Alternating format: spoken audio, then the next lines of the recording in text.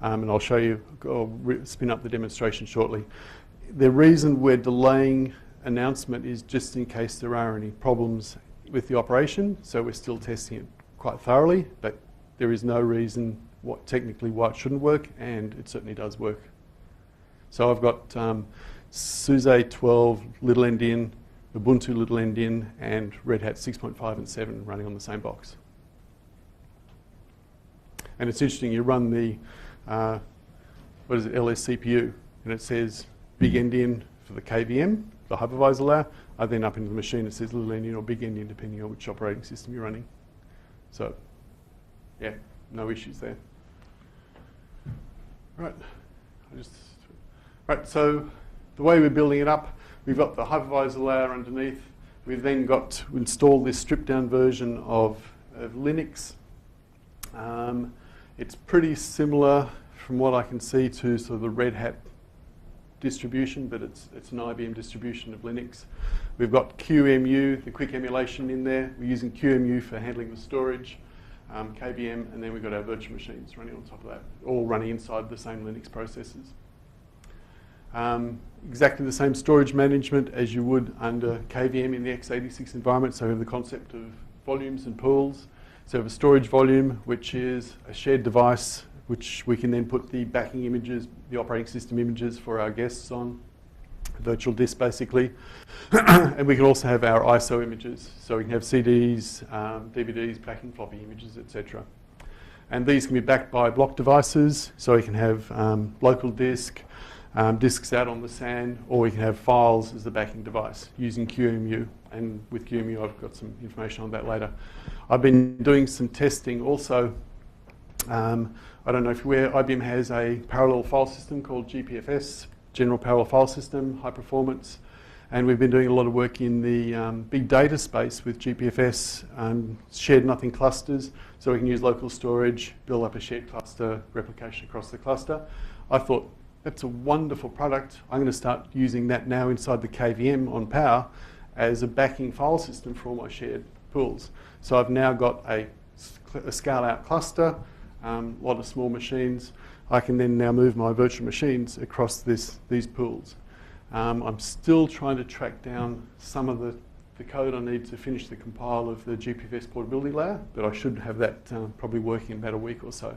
So I'm going to be able to get some then more mobility of images across the different environments. So we support the storage pools, and then put our volumes inside the pools. So we can have directories for file backed. We can use partitions. We can use mounted file systems, NFS, and what I'll be hoping to use there is GPFS. I haven't been able to get iSCSI set up and tested yet, but you can also use SCSI, iSCSI, SCSI host, LVM host there as well. Just to show you, it's exactly the same as working in the x86 environment. I've just included some of the code from it.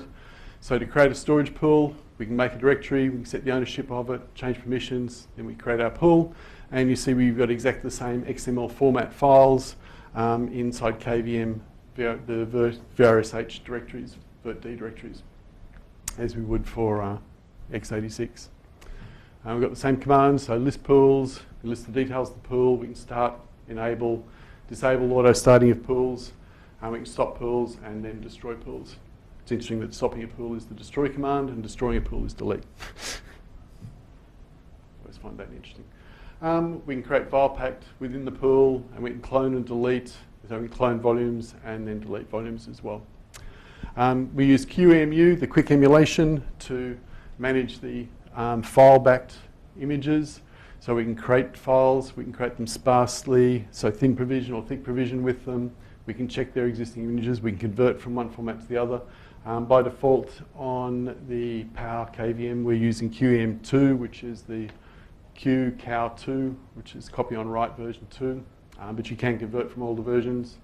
The info displays information. We take snapshots, so using QEMU, we take snapshots of your backing images, we can commit changes. I find really interesting the rebase feature, so you can build up a base install of your operating system instance, and then you can use that as a base and have multiple machines using that as a base. So in their backing file, you only store the changes that were made for that operating system instance. So if I'm building up a 3-node GPFS cluster, I'll build up the operating system, I'll install the code, have my base image taking up a little bit of space, and then I can create clone machines that use that base, and only the changes that each machines make will be kept in their own image. Is there a command to draw a tree of the base, like what is base and what? To list, the info will show you, but I haven't tested going down more than one level. Because quite often, say on OpenStack, it's like 8 of them, whatever. Like. Get quite messy, yeah. And you can also change the size, increase the size of your image. This is something we still haven't quite got working yet on our shared storage pools on AIX, but it's working on KVM. I've just got an example there of the command. So just some of the limitations. Recommended not going above 512 gig memory, 160 virtual CPUs in the guest, 8 networking devices, and 20 virtual machines per core is the limitation. So yeah, that's the same on our AX and I versions as well, and 32 slots as well. The PowerKVM version will only support the Linux codes. We're not going to be porting or supporting AX or IBMI on PowerKVM. That's going to stay with the PowerVM hypervisor. Any questions? Yes, sorry?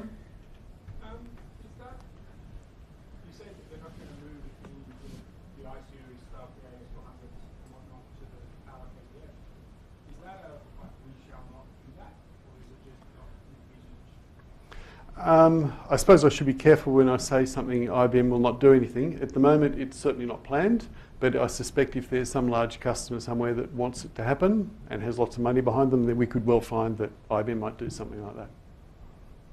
Yep. If it's okay to ask about one of the earlier slides. Yeah.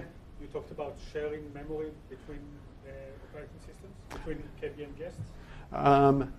Was that when I was talking with PowerVM or PowerKVM? I think it was probably PowerVM, because that was when I was talking about the shared memory pool. So we have a processor that runs down in our virtualization layer. So we can create a pool of memory that we share with the different LPARs, or different virtual machines, sorry, using the right language. So I might have 3 machines of 10 gig of memory each, but I might only have 20 gig of memory in the backing pool. So each machine thinks it's got 10 gig. It'll start up, the operating system will be using memory, and what the hypervisor does is it moves the memory between the machines depending on demand. So it's not the sort of deduplication. And deduplication works in that environment, because what deduplication will do is if you're running a DB2 database or some application in the 2 of the virtual machines, their memory segments will, highly likely, a lot of the memory segments will be the same. The hypervisor can detect if the memory segment's the same, it'll just change the pointer down to the same pointer. So it's 2 factors. One is if there's an interface with each of the operating systems, it'll see that right, I'm not using my full 10 gig. I've got some free memory. AIX and Linux will mark those pages as unused or ready to release. So the hypervisor will take those pages and give them to the busy machines. So can they share also their kernel image between multiple guests? That would be part of the deduplication. Yeah, that'll be dedupe. So if you've turned on deduplication at that point, yes. That deduplication only came in about a year after we first brought out the memory sharing. We had to get the memory sharing working properly, then the dedupe. The problem with memory sharing is if you start using more than you've got in the physical pool, you have to start basically paging down at the hypervisor layer, and that gets nasty. But that's how it works, yeah. So we've got that technology on PowerVM. I believe we're thinking about trying to port some of that technology to the open, so making it open under PowerKVM, but I don't think we've got there with it yet.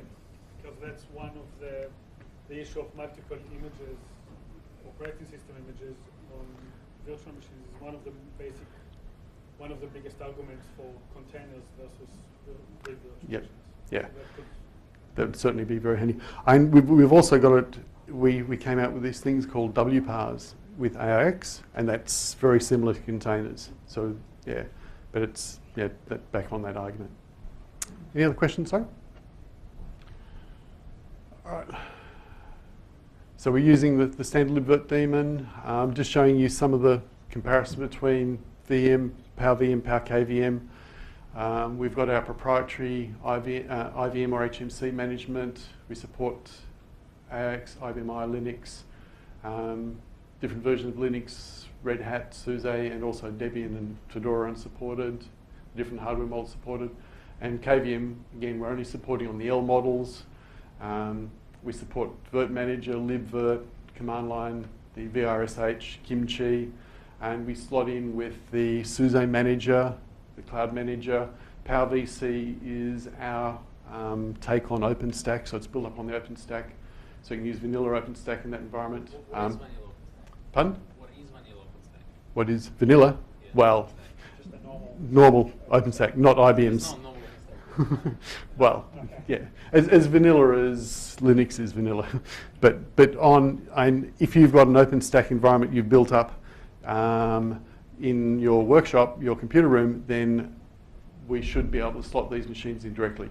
These ones will only be managed by PowerVC, which is our take of the OpenStack code, and we've modified the API slightly. So, yeah. I think I've had that fairly similar slide. The only change here is the developers recognizing it's probably more an issue with the x86 environment. The UEFI boot process can be fairly slow and messy, and also maintenance of firmware and updates through the BIOS isn't necessarily very easy. So one of the key drivers when the team was given the go-ahead to develop PowerKVM was to make sure that the maintenance of firmware and updates to the microcode is very simple. And I think they've achieved that as one of their goals. We've got this new Opal firmware, which is not the state government's transport card, it's the OpenPower layer there. And so that's only going to be in the Power 8 environment, and we build up on top of that. Just a question on the previous slide. What exactly is the last point on this complete cloud? Well, of course, we're building AIX PowerVM, and we've got control of the chip. We take full awareness and exploitation of it. Because we're being open with PowerKVM, we haven't been able to proprietary take advantage of all the Power 8 features. So there are some features inside Power 8 that we're not yet using with PowerKVM because we're keeping it generic. What we're doing is, through OpenPower, releasing that to the open community, so hopefully it'll then be adopted and picked through.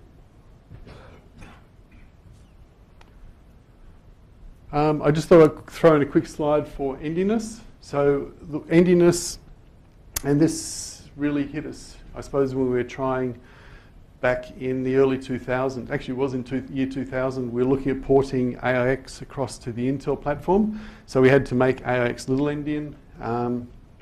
We ran into problems, I think, with the reliability of the Itanium chip at the time, and we gave that up as a bad project. I was there when we got the operating system booting occasionally. We could log in for a little while, but it wasn't very stable. And the problem is the way you write your memory, or the way you write data down into memory. So little endian, we start with a higher order first, big endian the other way around. PowerVM is big endian, so AIX, IBMI, Red Hat, SUSE, big endian versions are big endian. Power is actually, the Power chip is bi-endian. So I've just included this quick example of some code there. So I've written some information into memory, and I'm printing back the pointers. And this is actually running on my same box. So I've got a WebSphere test machine. It's running Ubuntu, as you can see, and it's reporting back little endian arrangement. And I've got that was Red Hat 6.5 also. I've got Red Hat 7 running and showing that it's big endian. So these are two operating systems now running on the same bit of hardware, so it's answering back your question there. And I just put the two eggs in there for anyone who knows endianness, why I put the eggs there. Gulliver's Travels. Gulliver's Travels. There are this world where some people ate the big end of the egg first and some ate the little. That's where endianness came from. And we go to war over all sorts of things like that. It's just included some information there about the type of distributions that are run on the different power environments. And so you can see we're only intending to run the Red Hat 6.5, Red Hat 7. We've got SLES or SUSE 11 and 12, and Ubuntu. God, I keep leaving that typo there. It's 12, not 14.4. And we've actually come out with 14. I think I've got 14.041 now working. So here is the official timeline that we're not supposed to be supporting both little and big endian at the same time until second quarter next year. That's the official support statement. It might come out a little bit earlier, but from our testing, it does work now. It's just that we haven't finished all the testing, regressive testing through to make sure it works yet.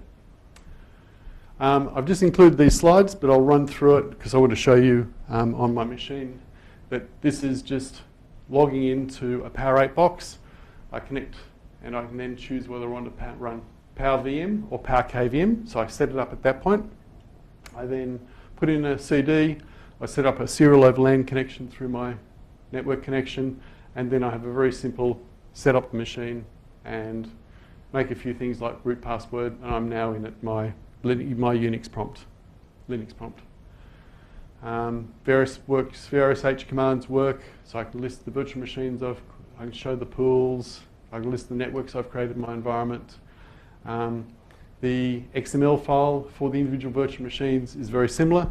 In fact, because there was a problem with Kimchi, I actually took a XML file from an x86 machine.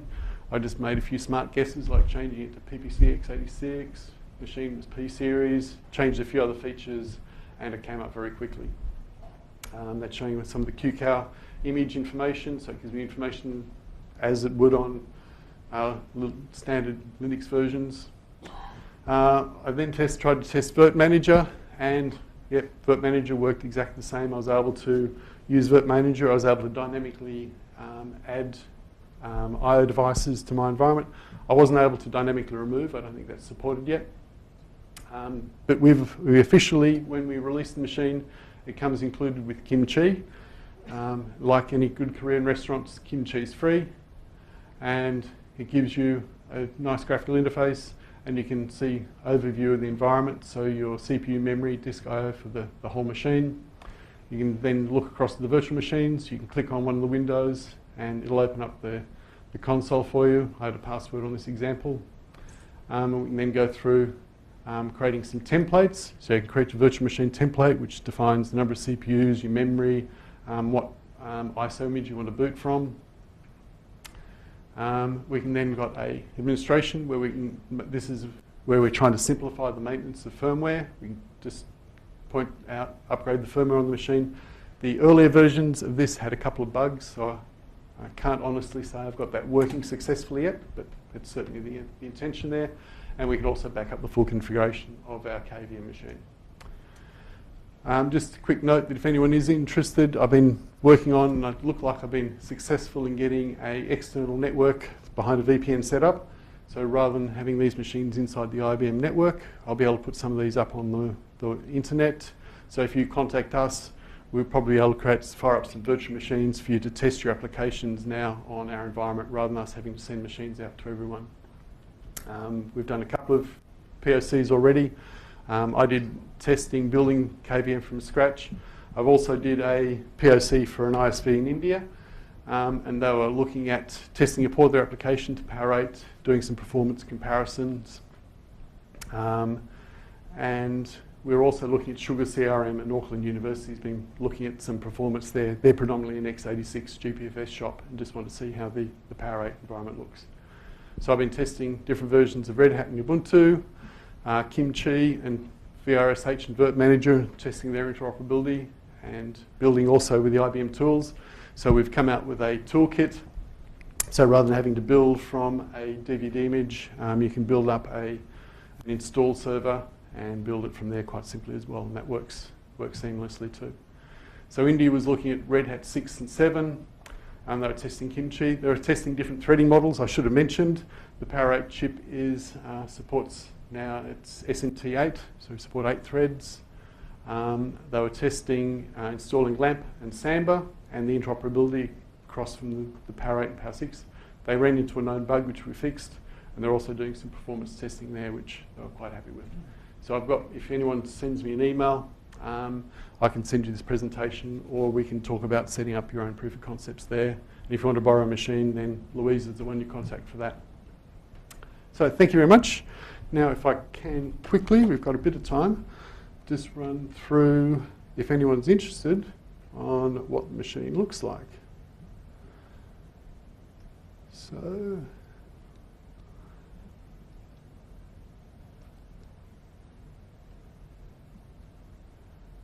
there, if you can see it. I'm logged in on the box, so no, can't quite see that.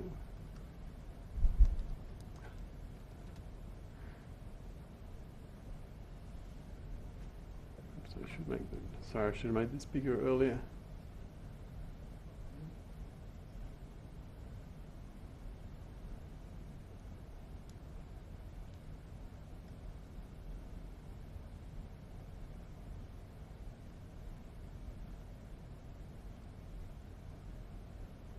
It's easy to read. So we're running big endian, so 264-bit. I've got a couple of virtual machines running here. So I've got Red Hat 6.5. I've got a weather testing for CSIRO and a WebSphere test machine running Ubuntu, and I've got a Red Hat 7 machine running there as well. If you want to log on to, say, the Red Hat 7 machine,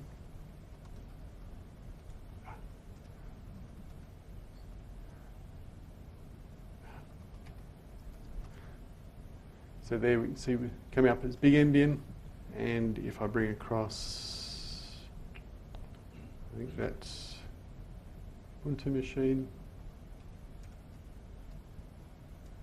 there we're running a little endian, and they're on the same machine. Is there anything else you want to see? Is it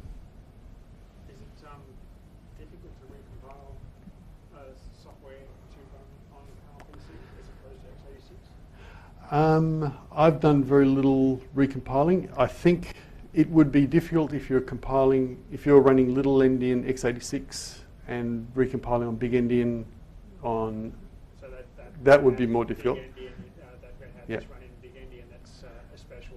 Yeah. Unless you are very good at writing big endian, little endian safe code, but bringing it across little endian, I think you'll find a much simpler job. Yes? Is it saying it's easier to recompile? It's insanely hard to write code that's correct. Yes, but that's what I meant. Would there be much code change with the typical There application? shouldn't be any. There shouldn't be any if you're little endian. Yeah. You're more likely to find some of the really subtle things between x86 and Power. I remember one of them, division by 0 is a CPU level exception. The other just returns 0. Can't remember which is which. I think Power might return 0. Unlike memory is much more dangerous on Power versus x86. Yeah. And if you're doing anything to exploit x86 hardware, then obviously it's not going to work. Isn't it insanely hard to write bug-free code no matter what you're doing? Depends how complex your code is. And if you're not using bash. I shouldn't mention bash today, should I? Don't bash first. It's the only time I'm glad that I've been using Corn Shell, I must admit, for a I while. suppose the other big question is, what's the big advantage of PowerPC over x86? If I was to put on a marketing hat, which I haven't really got with me, unfortunately, I think the openness of Power, I think, is going to give us a lot of exciting development over the next few years. I think I've always liked the Power chip. I think we've done some really good things with it. I think we were stupid in what we did with Power 7 Plus. I think we had made a few marketing-driven decisions there that stifled the memory throughput. And that led us to some performance problems that we really took a while to recover from, and then we got distracted for for about a year and a half coming out with Power 7 Plus. But I think with Power 8, we've fixed that up. We've increased the number of memory channels. We've increased the raw performance.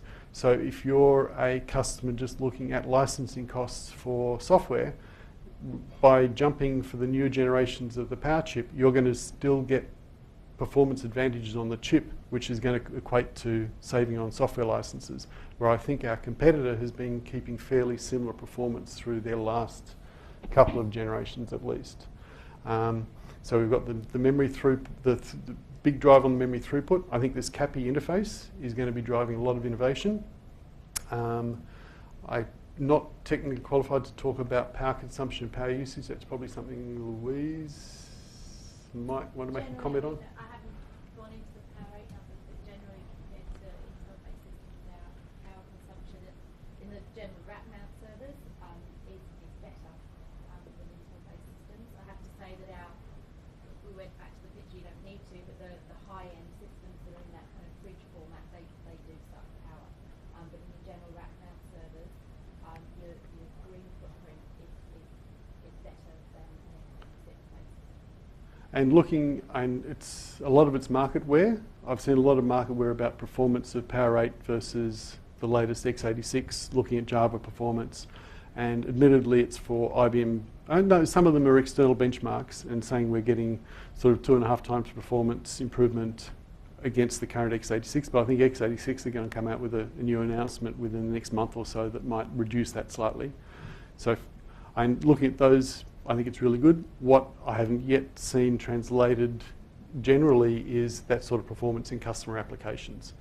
And that's the real world, and that's what I'm looking forward to seeing in the next couple of months, how we go there. What a cooler name. So the bottom line, what's the biggest advantage for power? Like, do you get better performance for less power? Or why should they bother with different architecture? Well, we've had for a long time, and that we've had strength on our virtualization and our performance, but that's been limited on the on the AX and System I and PowerVM market. Now what we've done is we've opened this up, so we're bringing those same performance throughput advantages. We're not quite there with the ability of the virtualization. We've gone with PowerKVM as the open virtualization standard. So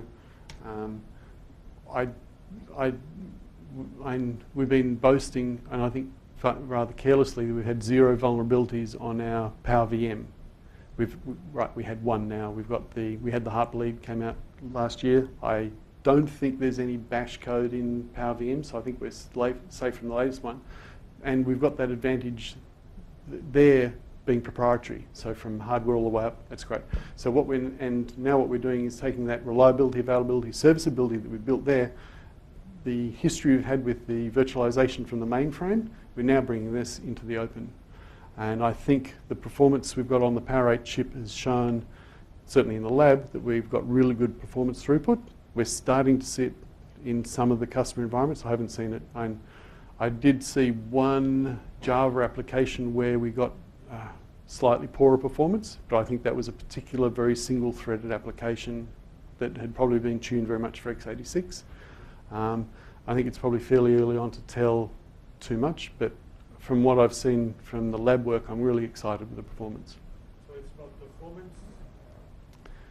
8 threads per core, the amount of workload we can drive through single cores, the amount of memory we can attach to the single core, the interconnects between the bus. I pulled out a lot of slides where I was looking at the way we can build up some of these servers and the interconnects between them. Yep. Transactional memory. Yes. Yep. So we've got, I think about 2, I can't remember this, I won't quote them because I'll probably get them wrong, but we've got the number of caches and the size of the cache that we put on the cores as well is much larger. Yep. But how open that is actually? So are there any patents behind the R8? I believe that we're keeping some part of the Power 8 chip. We've got some patents there, but there is nothing to stop someone building their own Power 8 chip. They can manufacture them Yep. as well. Yep. But how is this different from OpenSpark project back in the day? We've got 50 other companies that are involved and seem to be actually contributing now. So it actually seems to be working. So OpenSpark didn't really take off. No. So I just why? Um, So what's the difference? because it's a good chip. I think the Power 8 chip is really good. The fact that we've managed to get the number of cores down, the innovation that IBM's put into it for a long time, I think, has been world leading. And I think the fact we've now opened it up and said, right, we've got a small group of developers that have come up with some fantastic ideas. Now, the rest of the world, there are a huge number of even better, or as good, if not better, developers. Let's get them all together working on it. And I think that's created an ecosystem that's just generating the excitement. So is there any particular application of PowerKVM like you're targeting? Or is it generic? Now, you know that we've got to say goodbye to our x86 colleagues inside IBM in a few days' time. Right. So IBM, as in Australia, and I think it's phased around the rest of the world, we're going to be purely mainframe power and high-end storage. The x86 market we've sold to Lenovo.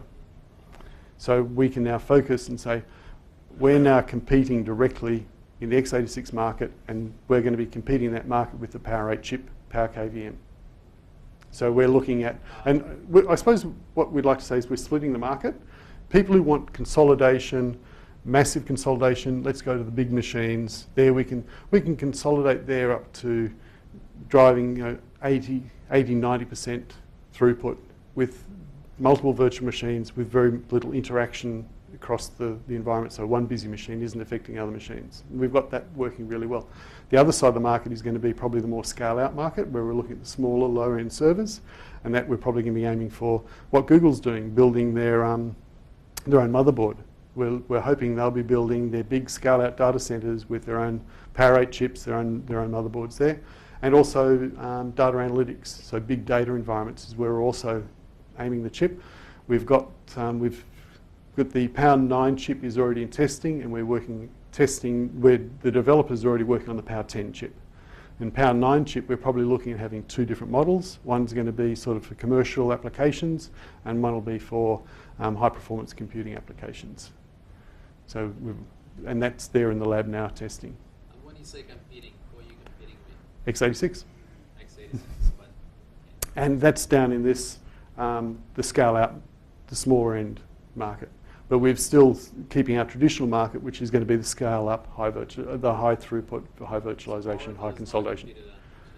Well, they're x86, aren't they? No, they're Spark. I mean, big Well, systems like I think their Spark chips dying down. A lot of the threat, or a lot of the competition we're seeing from Oracle is with their x86, their indestructible kernel Linux.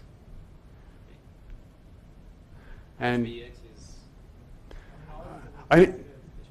and if we look at the traditional Unix market, I think, and that's where I suppose IBM was thinking we need to change our strategy a little bit, because AIX was really dominant in the traditional Unixes. So HP, Spark, AIX is quite dominant.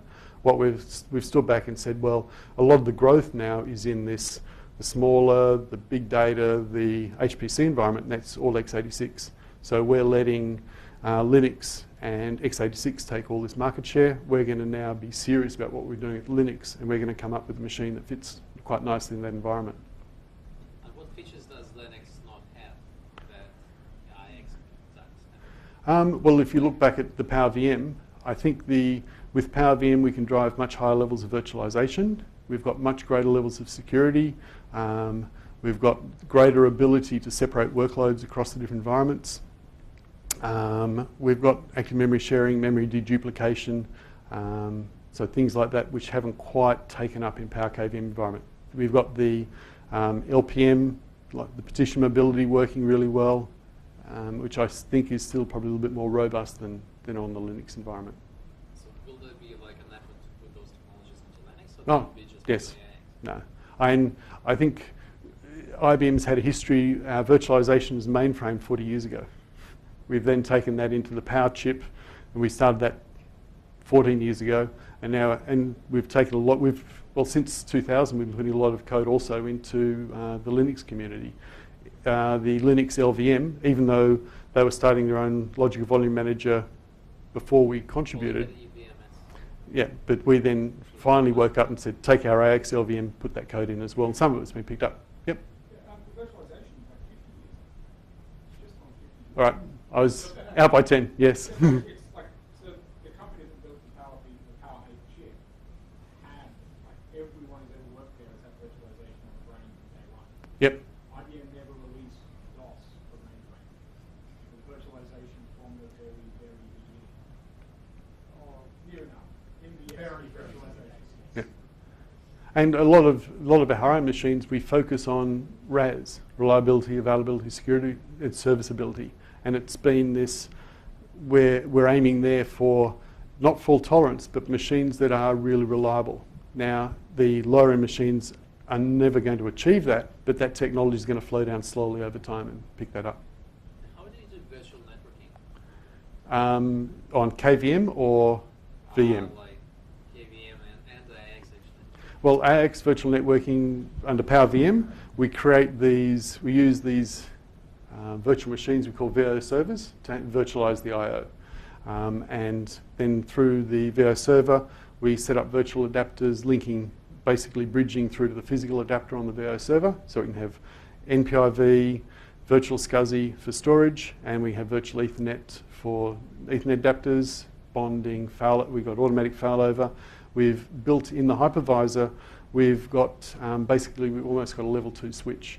So we've taken a lot of the networking control now into the AX administrator. They can set up VLANs, network tagging, availability through the hypervisor. So they've got that control switch there.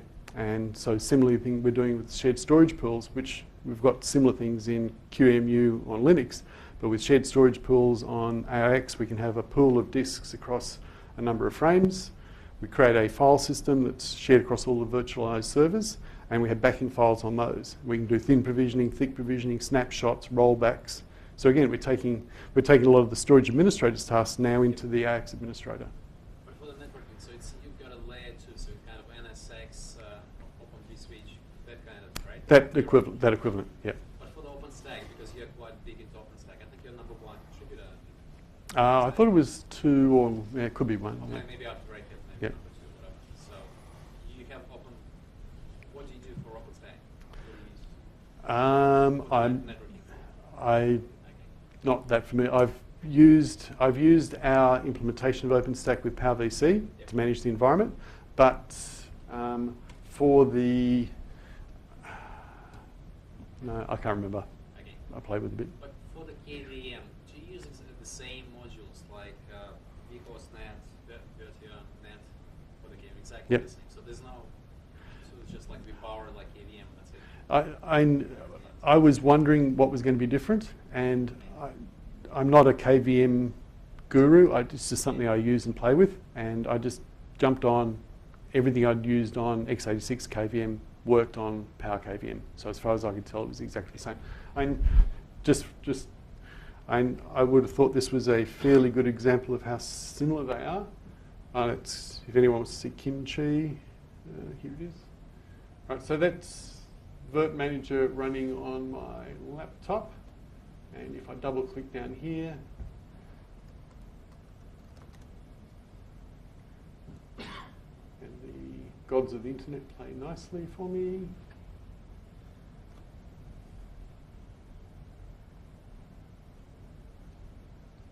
Sorry, you had a question?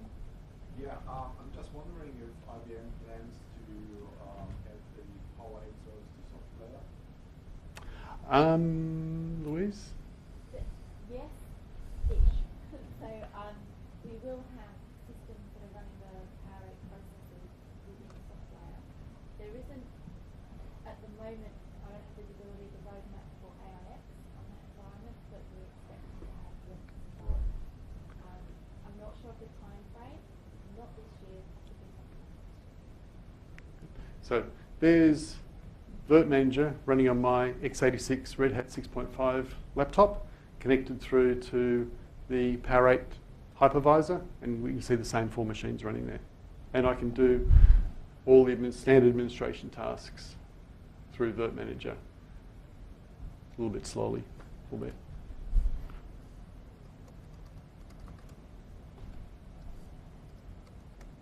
Sorry, I was playing with security. So, there, hopefully, we'll see. So I can now go through and change and edit through the GUI as I would on the local machine. But Windows would not work there, right? Because it's I was thinking about exporting wine, and getting wine set up in one of these environments, and I thought, no, I don't. It's still not going to work because No. it's compiled for I'm going to have to compile it. I'm going to have to recompile wine. Yeah. But you recompile wine, but then the Windows program is also going to have to be recompiled. Yes. Yeah. If you've got the ability to recompile Windows, you might as well Might recompile repile it directly. Be done. That's what Yeah. box give you, no? Right? BOCH, 686 or whatever? We stopped that a little while ago as a bad idea. how many operating systems does IBM support? Like, does IBM develop What? The mainframe? Linux on mainframe? everything? How many? Everything. How many operating So you got systems? AOX and Linux. AOX. Like OS 3, like 360, 390. and iOS, 61. so there's System I, Linux, and we contribute to Linux. We contribute to Linux on Z, on PowerPC. We did on But x86. operating system wise, how many do you develop? AIX, I, and the ZOS. So that's 3 on left. And we contribute to the open. Okay, because in the past there were more than 10. Okay. We're consolidating. We're consolidating and virtualizing. And you also mentioned that, well, the main computer there is like 86 architecture. Yep. Right? What do you think of ARM? There was a project for a little while porting AIX to ARM, Yep. but again, I think that went nowhere. It was something we were interested in for a little while. That It's doesn't make much sense to no. me. Because AOX is meant for the high-end supercomputers. Yeah, I think ARM is for the low-end, power Yeah. is They important. have very more high important than density. Like, processing have you power. seen like HP moonshot? Or like processors where there's 64 basically kind of blades in Yeah. one like 3 units. I know Yeah. they're experimenting So, with like, ARM and that's processors in servers, but it's still basically- going to be servers that are aimed more at having low electrical consumption and not so worried about having super processing power. yeah, I think we were looking at that as What AOX is aimed for. yeah, I think we were looking at that as perhaps an option to the scale out market. That might be somewhere we could go with AIX, but yeah, as you say, it doesn't really make any sense. I think the Power 8, what we're doing with Power 8 Linux makes more sense in that market. And why did Itanium die? Why was it still on, right? Well, I don't know. I really have not used any Windows. I even virtualize any Windows I can. Kind of HP project. Yeah. OpenPower. Yeah. Yeah. And we're always going to be. Everyone took a look at it and went, and everyone but HP promptly, SGI went down the toilet anyway, and everyone else basically backed away as fast as they could. HP's biggest machine is still an 19. It's the only reason you buy it is if you're locked in HMOs. Yep. Because They what? have killed VNS because they don't want to port it yet again. But why? It's too different and people weren't willing to do the effort to take advantage of it. Yeah.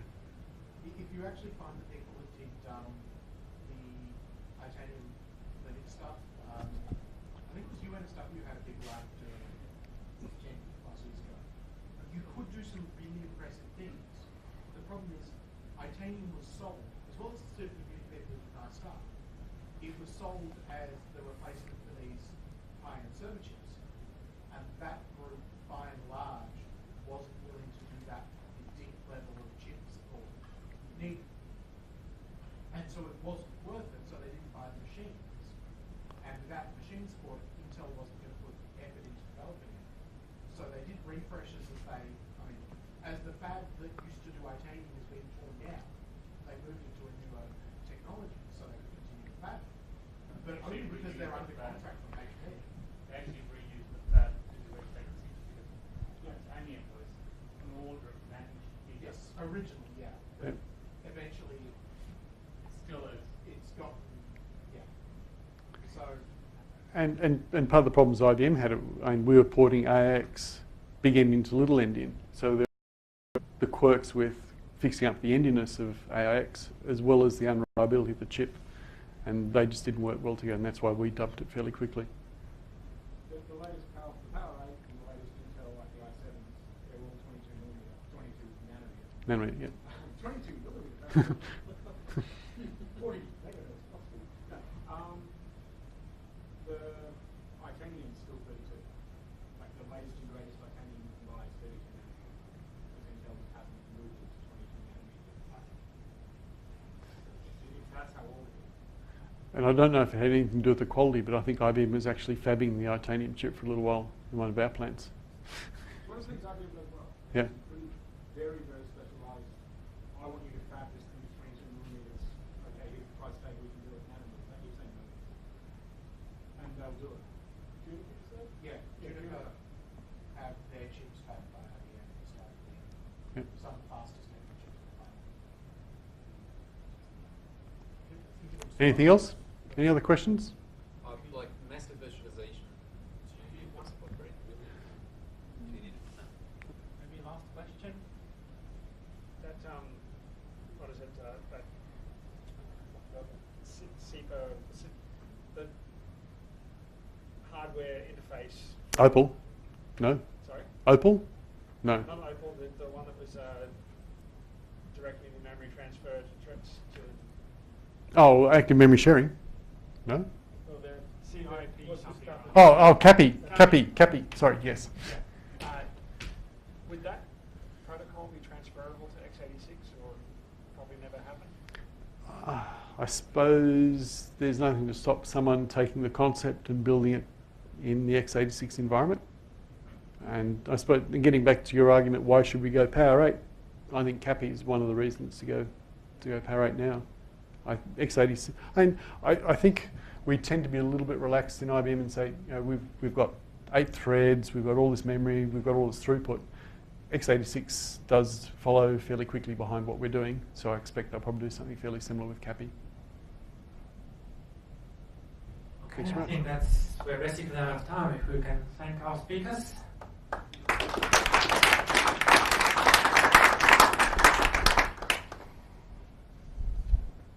Usually this time I have notes, but next meeting is on the usual day of next month. Tim, are we here or are we back in the other building next month? Don't know yet. In some bat cave on some bat channel on the last Friday of October. Do we have Oh yes, does anyone have any talk ideas that they would like to give or that they would like to hear? There's always some. If there's something you want to hear or talk on, Yep. you can always ask now and see if someone knows something about it. You can give some talk. Excellent. We now have a speaker for next month. Logging, I don't know, Possibly on logging. Okay, I think it's